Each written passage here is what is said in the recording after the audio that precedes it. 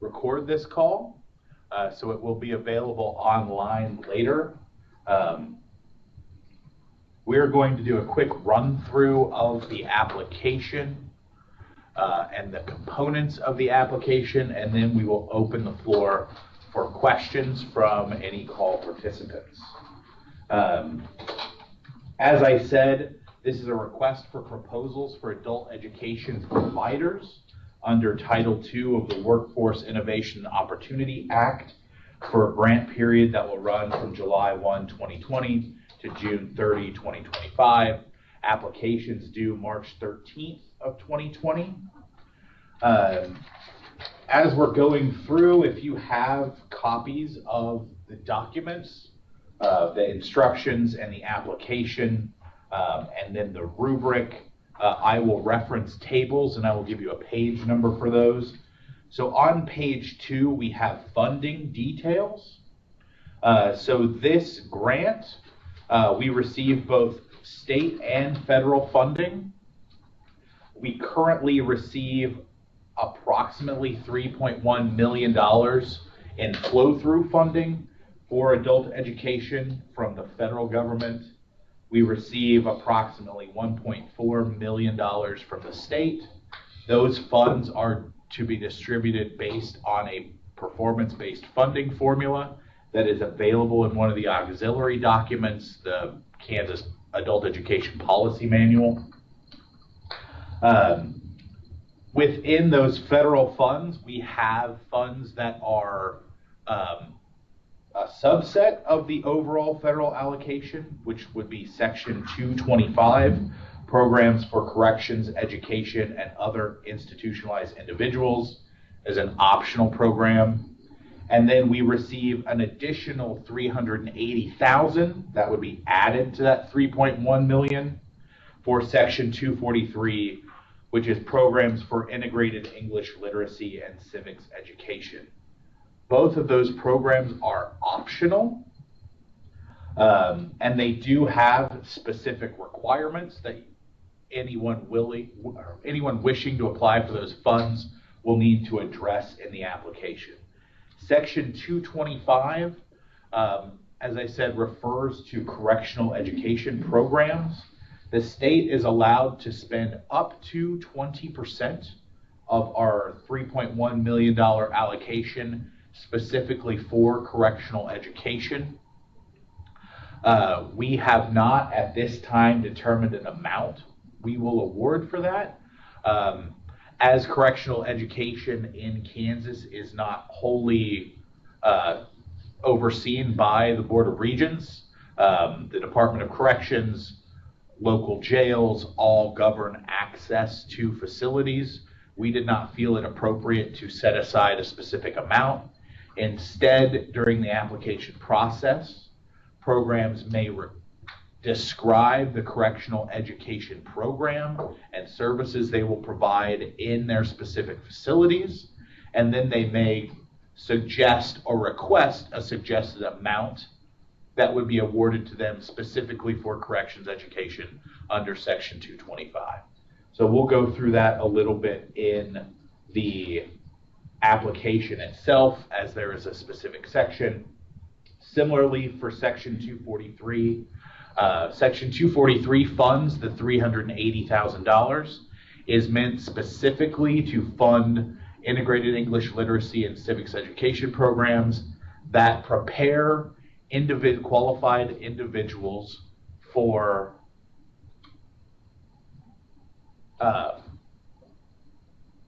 education and training and placement into unsubsidized employment.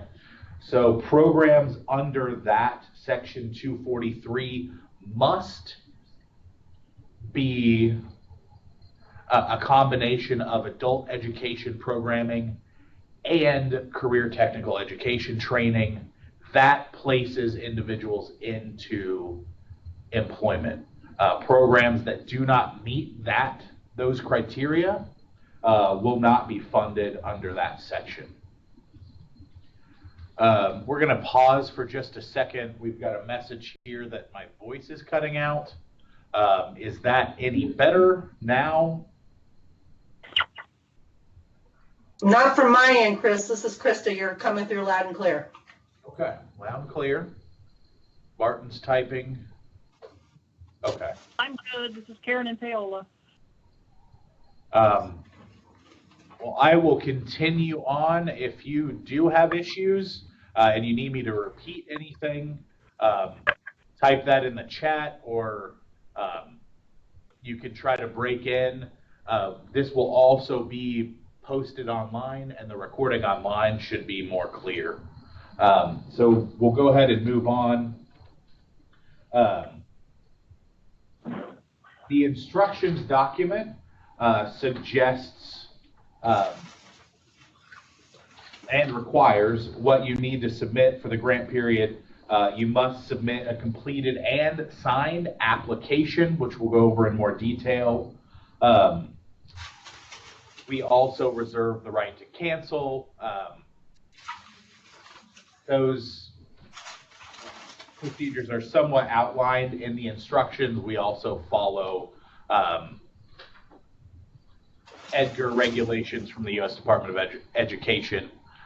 So we won't go through those in full on this call, but if you do have questions about that, you can ask that later in the call. And then all questions asked during this call will be recorded and posted online by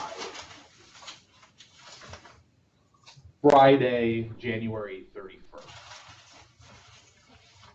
On page 3 of the instructions, we provide estimated need per county in Kansas for both adult education, which would be individuals without a high school diploma who are between the ages of up to 64.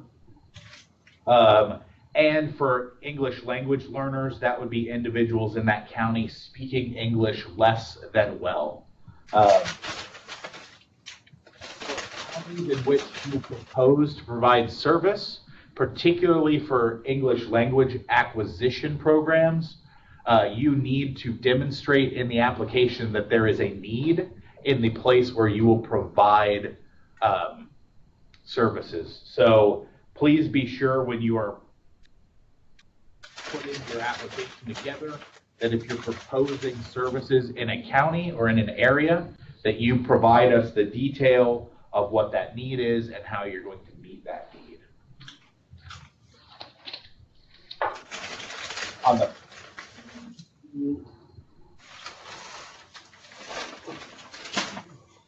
I'm going to go ahead and mute everyone that's not currently muted because we're getting some background noise. So if you do have a question, you will need to unmute yourselves. We also provide on the next page, on page 4, applicant resources. So all applicants must be aware of the proficiency attainment model, which outlines the required components of an adult education program in Kansas. The adult education practitioner standards, which are standards that all adult education practitioners, be that navigators, instructors, administrators, need to meet. Our assessment policy, which is a subset of our policy manual that governs the use of required assessments and distance education programs. Our indicators of program quality, which plays into our funding model. The college and career readiness standards, which are required to be implemented by all applicants. And then information for federally funded grants, which would be 2 CFR 200, which speaks to allowability and other grant guidelines. All applicants must also agree to assurances that are on the next several pages for usage of funds, equipment, disposition of equipment at the end of the grant. If anyone has questions about these, we will be more than glad to answer those.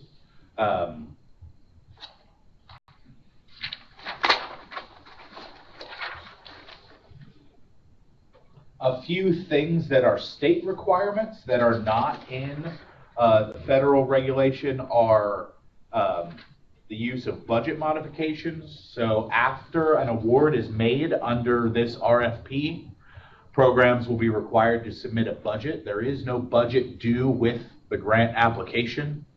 Once budgets are set, programs must follow that budget unless they submit a budget modification. Budget modifications must be submitted and approved before funds can be expended.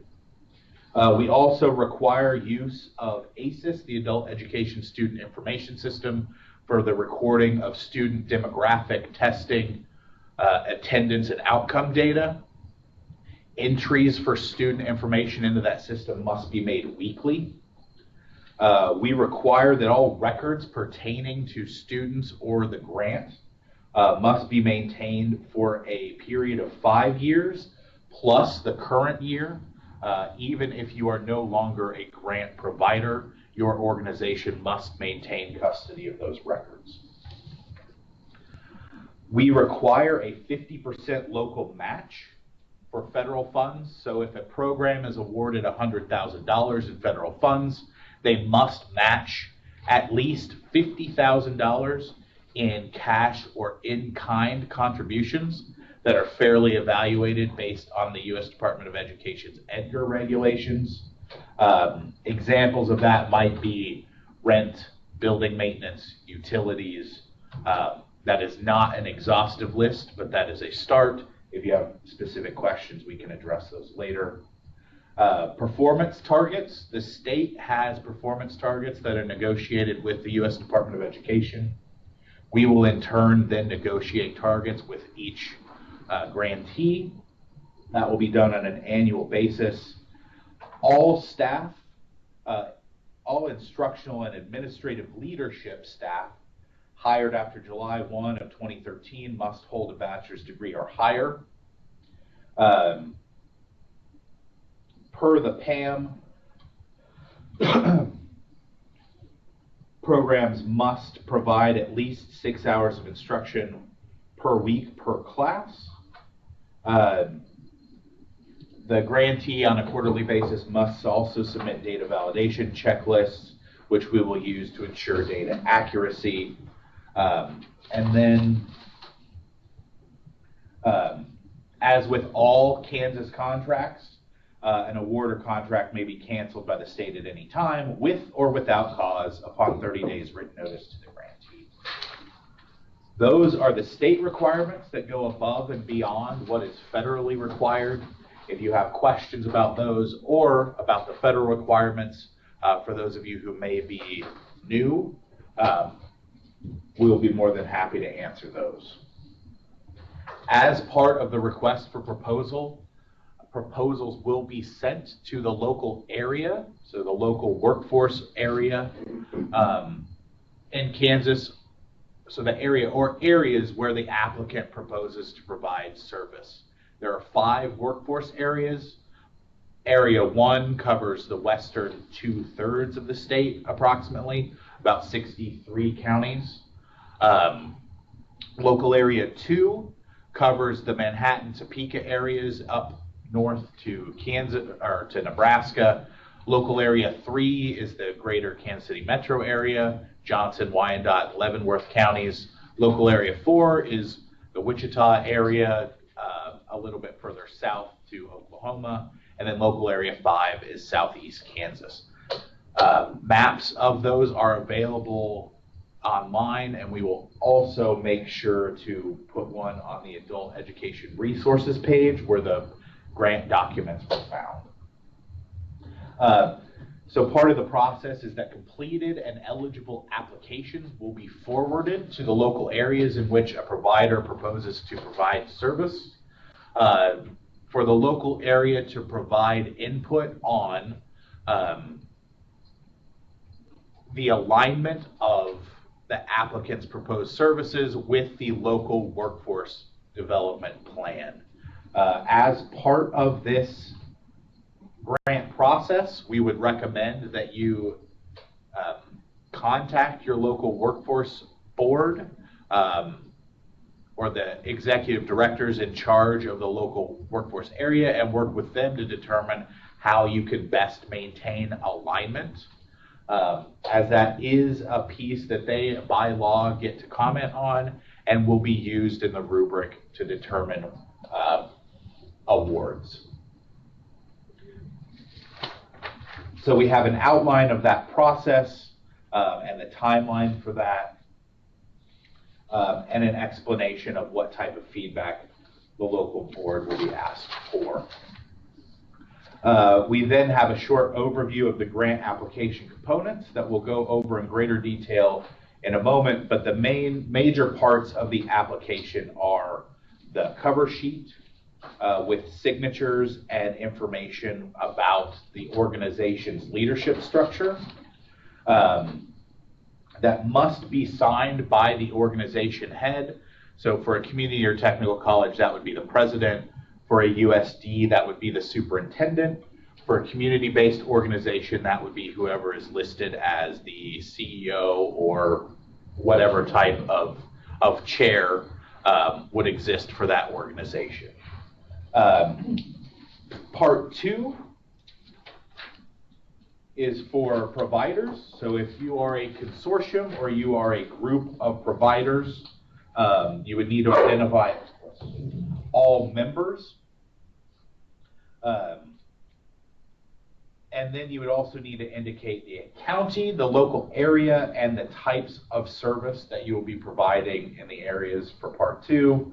And on Part 2 of the application, we have listed the 8 allowable adult education activities. We'll go over that in greater detail in a moment. Part 3 is demonstrated effectiveness. The law states that only providers of demonstrated effectiveness are eligible to apply. So we're asking applicants to fill out the tables and address the information that has been requested in Part 3. Applicants who do not meet the measure of demonstrated effectiveness are not eligible, and their applications will not be reviewed and scored, and they will be notified of that. And that was a mandate by OCDE, so that isn't a state level decision, rather that's a mandate from OCDE. And then Part 4 is the application narrative itself. The most important advice we could give to applicants is to answer the question for each consideration and to provide only the detail needed to answer the question and to demonstrate that the provider will provide the services that are requested under the RFP. So at this point, are there any questions about the instructions?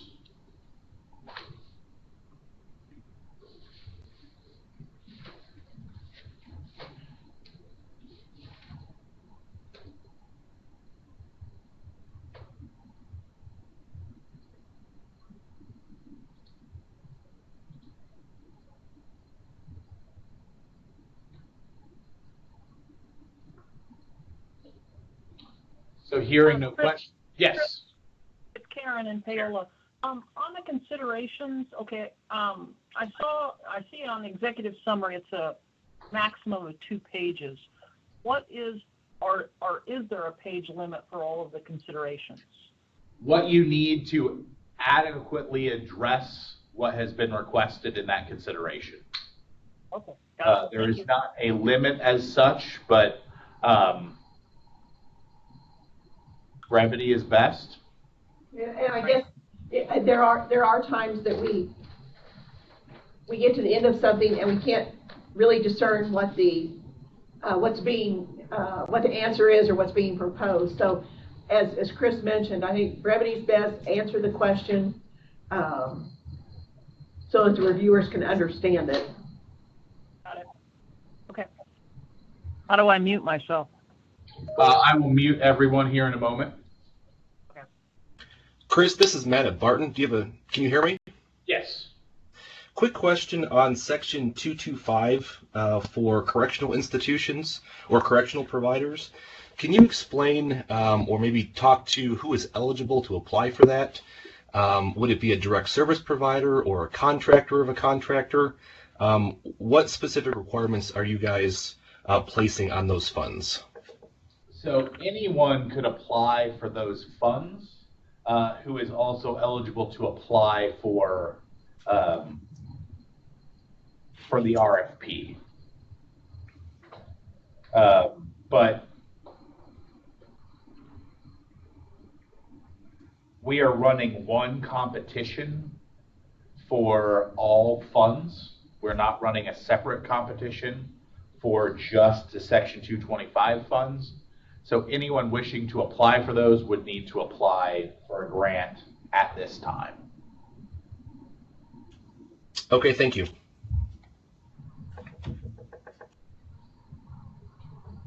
Okay, I'm going to mute the audience again and we will move on.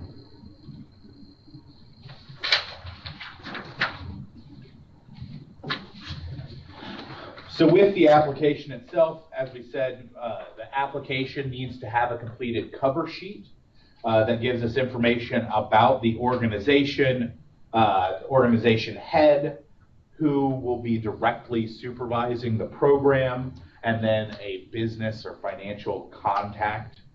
It must be signed by the agency or institution head.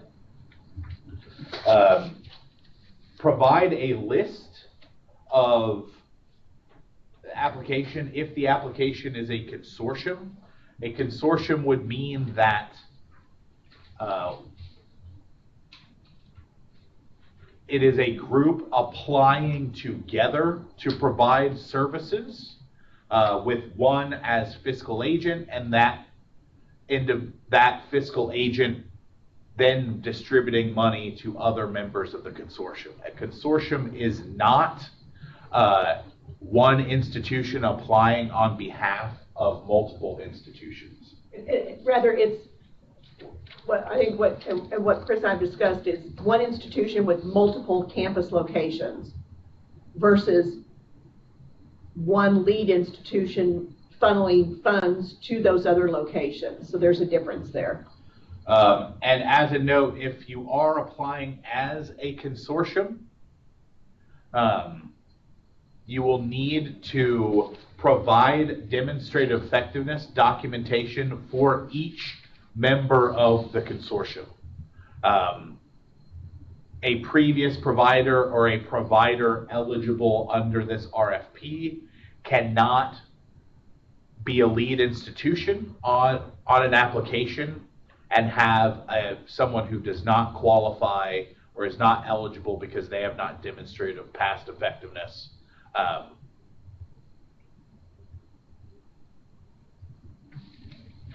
And so Krista from Neosho County asks if Neosho County is a consortium. By the rules of this RFP, no. Neosho County would be currently Neosho County is a provider with multiple campus locations. And then indicate the counties where you wish to provide service, the local area where that county is, and the specific adult education services that will be provided. So the adult education services are adult education, and there are links to the definition of each service: literacy, workplace adult education literacy activities, family literacy activities, English language acquisition activities, integrated English literacy and civics education, workforce preparation activities, and integrated education and training.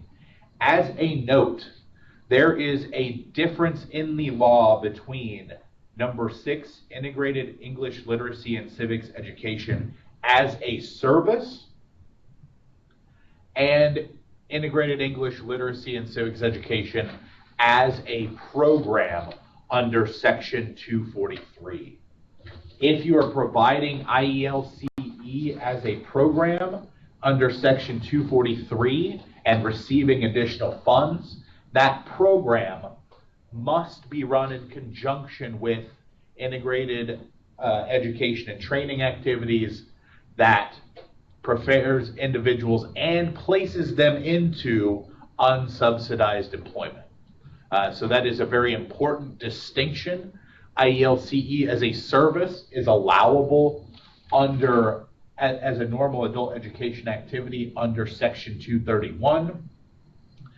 IELCE as a program under Section 243 has additional criteria that must be met for applicants to be awarded those funds.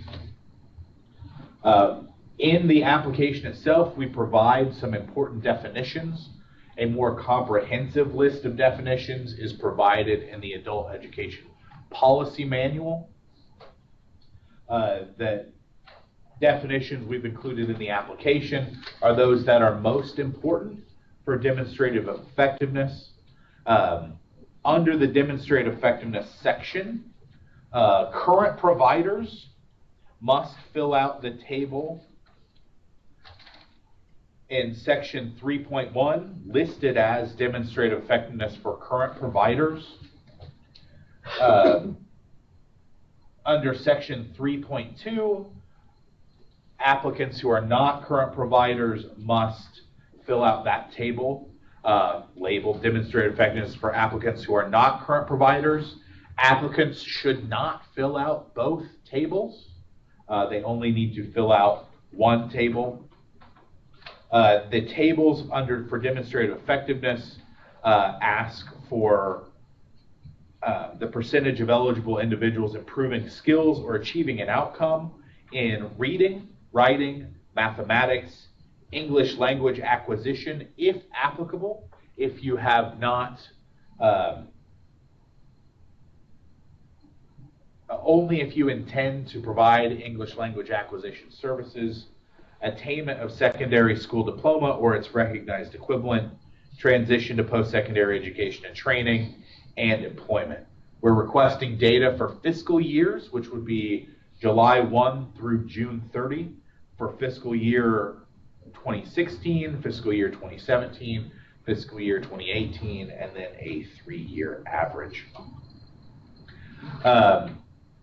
There are reports in ACES that are available for current providers to determine and fill out this table. We can post instructions on how to do so with answers to the questions by next Friday.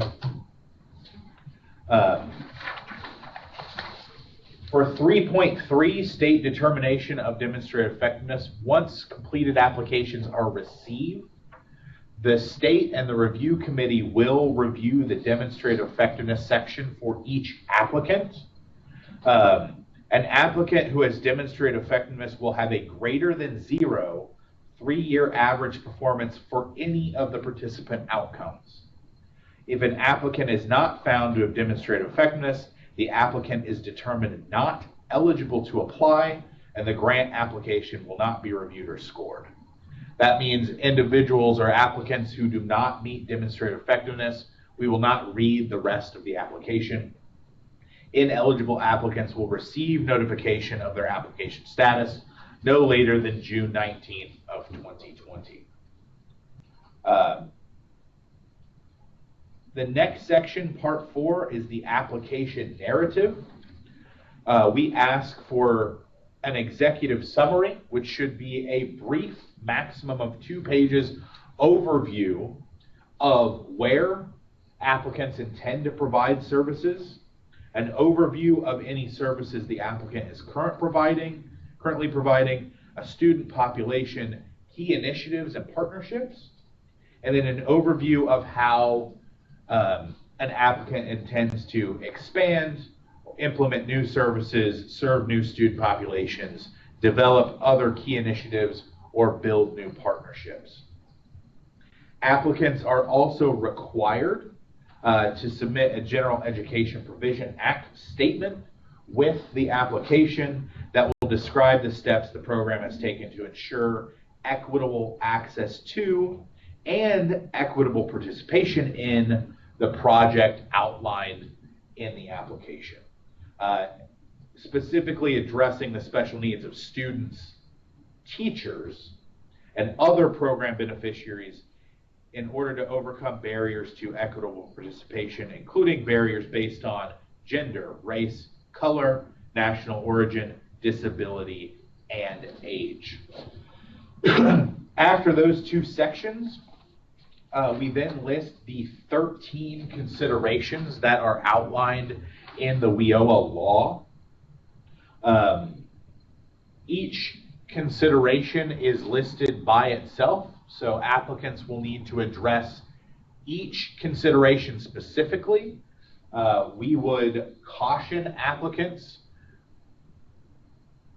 who are answering a consideration from referring to a previous consideration. Sometimes the considerations can seem duplicative, but we would encourage all applicants to provide the information necessary to answer the questions or to provide the requested information for that specific consideration. As a caution, if a consideration asks you how you will provide services to a student, an adequate answer is not, we will provide services to a student. All considerations must be answered in specific detail of how services will be provided, how applicants will meet the requirement of that consideration. We won't go through each consideration specifically at this point. There are 13 of them. Some of them may ask, as we said, some information that may seem repetitive.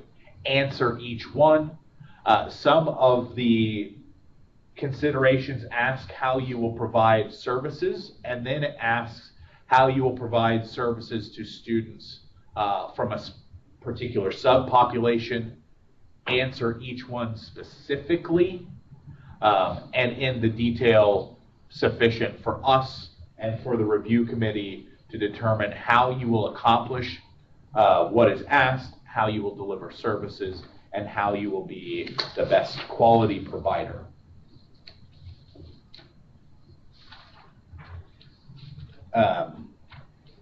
Under consideration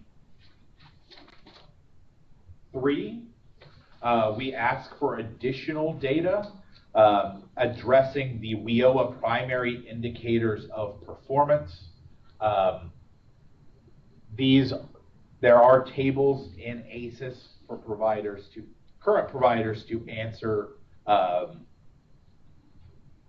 to provide the data that's requested here on measurable skill gains, employment second quarter after exit, employment fourth quarter after exit, median earnings second quarter after exit, attainment of a secondary school diploma or its equivalent, and entry into post-secondary education or training, attainment of a secondary school diploma or recognized equivalent, and employment within 1 year of exit, attainment of a post-secondary credential while enrolled or within 1 year of exit, or attained any credential. Applicants who are not current providers must provide the same information where possible.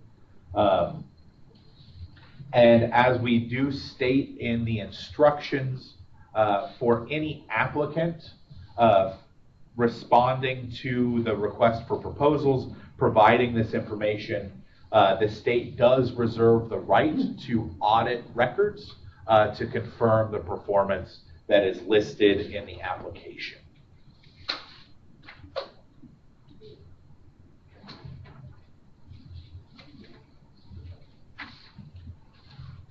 After the 13 considerations, we have the optional portions of the application.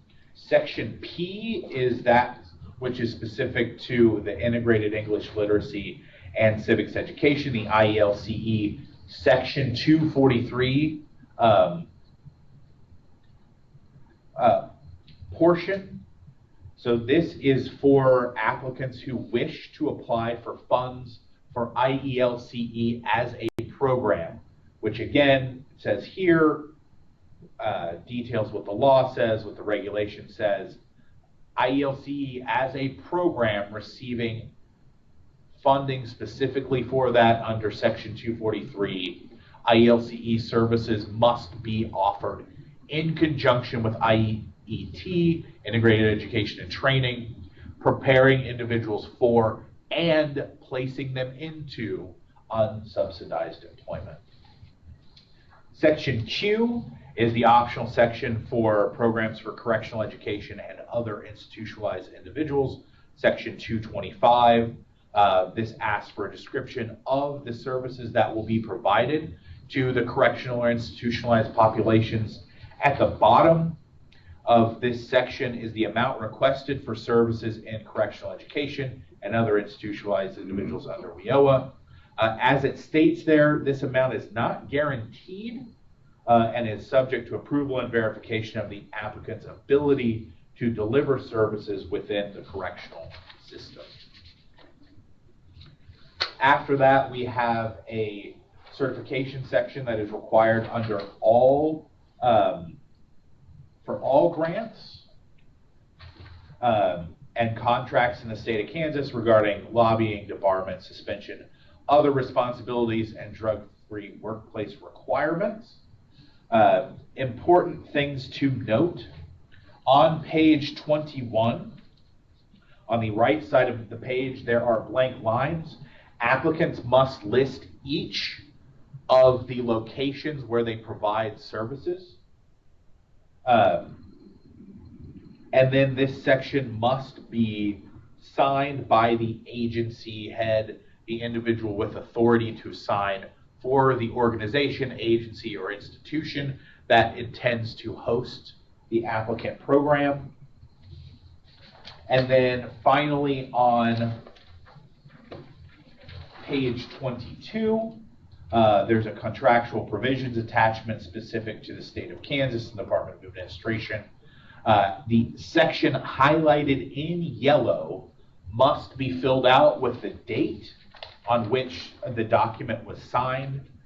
Please do not forget that. That is referenced on the checklist on the first page on the cover sheet.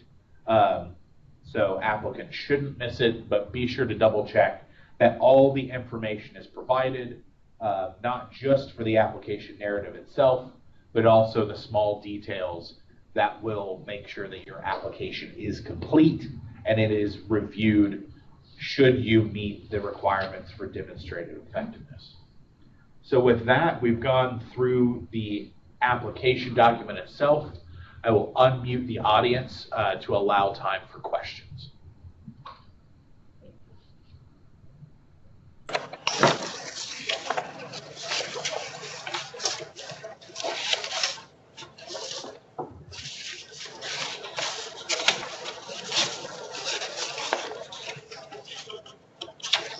Any questions? Chris, I have a question. It's Kelly. Yes. On page 11, were we running measurable skill gains in FY17? Yes. Okay.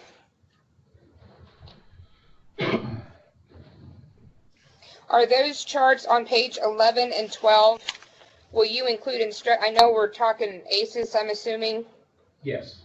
For current providers, there are reports in ACES, and we will provide instructions when we post the answers to the individual questions next Friday. Okay. Thank you.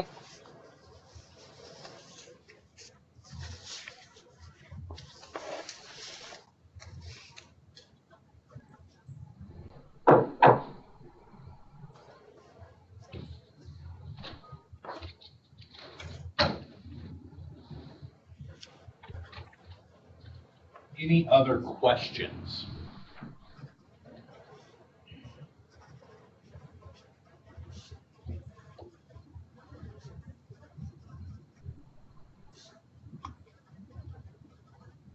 Along with the application materials, we have included the evaluation rubric. That details what we will be looking for specifically. What we're looking for is pretty explicitly stated in each of the considerations, but what we will be doing for each consideration is rating the applicant's response. How well did you answer the question? How have you demonstrated that you will implement the services that you're proposing in your application? And then how well is your application aligned with the local workforce development plan for the areas in which you intend to provide services. We've then provided an overview of what we'll be looking for those programs, those applicants that intend to apply for funding under sections 243 IELCE and section 225 corrections education. We think that that's fairly straightforward, but if you have any questions over any of the documents or the rubric, you may ask those at this time.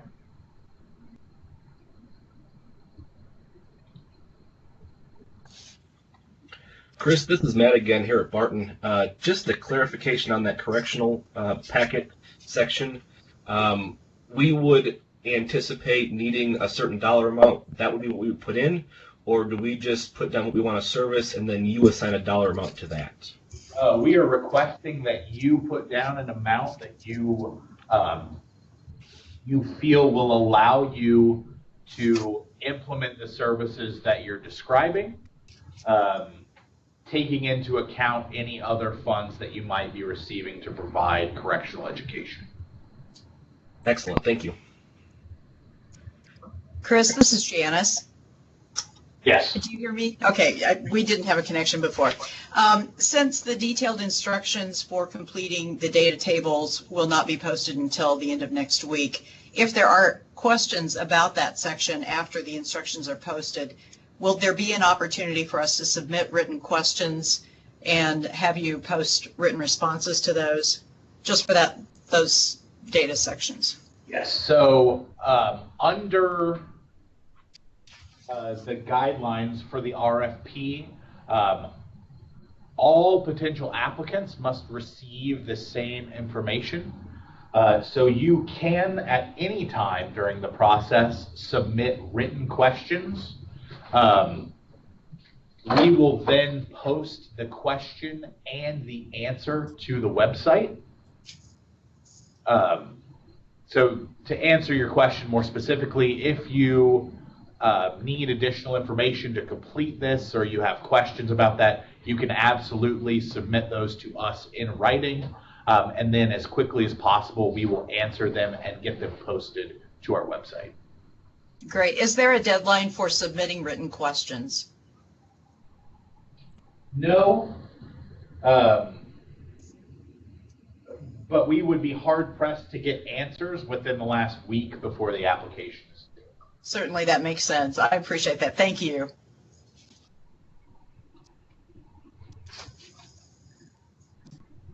And Debbie Kern had a question through the chat box. Where can we find employment data for 2017 and 2018? That will be included in the instructions that will be available next week. For applicants that are current providers, there are reports in the system that will give that information. For applicants that are not current providers, that would need to be taken from whatever means that applicant is currently collecting that information from their participants in their program.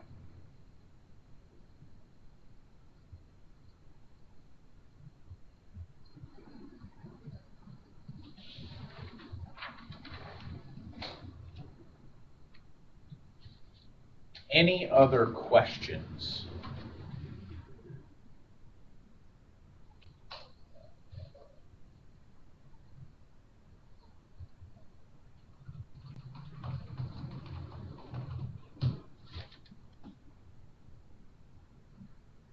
And if you do have any questions, and please submit those to the Adult Ed Reports email address and not to one of us individually.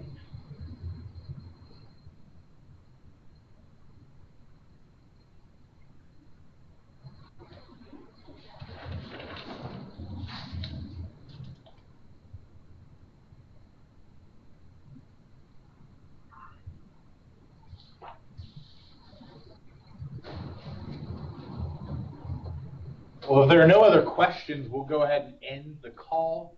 We will stay on the line for a few more minutes just to make sure. As we said, This call has been recorded, and the recording will be available online by the end of next week, potentially sooner. The link will be posted to the website where the call details and where the application materials are available on the KBOR website. And if there are no other questions, have a good day and good luck with your applications.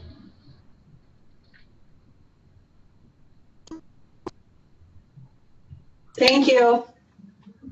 Thank you. Thank you, Chris, and everybody.